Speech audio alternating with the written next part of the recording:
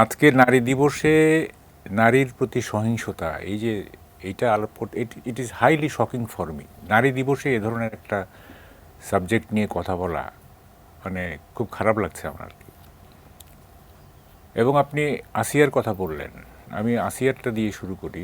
সেটা হচ্ছে যে কবি আবুল হাসানের একটা কবিতার একটা লাইন আছে, সেটা হচ্ছে যে একটি পুরুষ তাকে বলুক রমণী, মানে একটা কিশোরী বলছে আর কি, মানে সে এখনও রমণী হয়ে ওঠেনি, সে চাইছে যে একটা পুরুষ তাকে রমণী বলুক।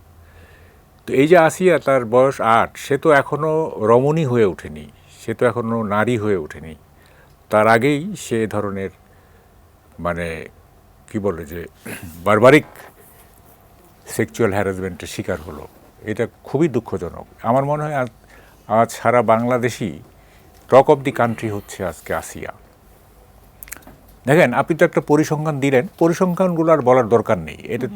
এটা তো মানে কি বলে রেগুলার ফিচার এটা। হ্যাঁ, এটা নতুন করে কিছু বলার নেই।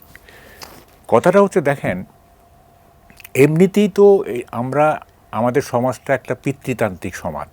হ্যাঁ, এমনি হাজার বছর ধরে এটা একটা প্যাট্রিয়ার্কাল সোসাইটি, পিতৃতান্ত্রিক সমাজ।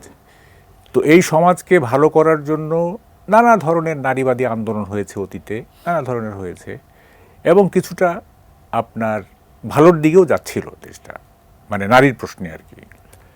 কিন্তু হঠাৎ করেই এই যে সবার ওটাকে কি বলে যে মানে প্রস্টেট বেড়ে গেল আর কি, সবার মধ্যে এক ধরনের সেক্সুয়াল আর্জ দেখা দিচ্ছে। কালার এক্সপার্ট, জর্জ স্যাপ এবং মাইল্ড অন হ্যান্ডস টেকনোলজি সমৃদ্ধ অরিক্স ক্রিস্টাল ওয়াশ আপনার লন্ড্রি এক্সপার্ট। এটা কি কারণে?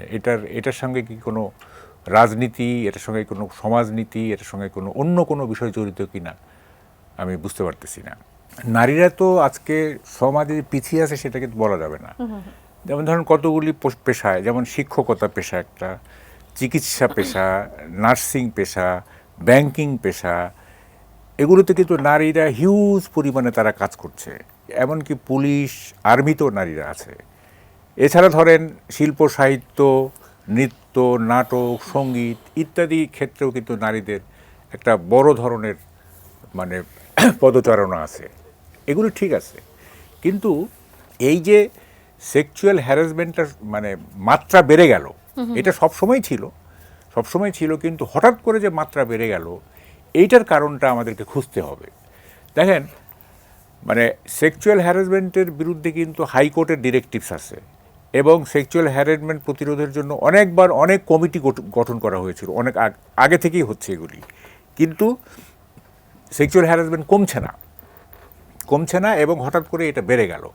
এইটা আমার মনে হয় এইটার সাথে রাজনীতির একটা সম্পর্ক আছে।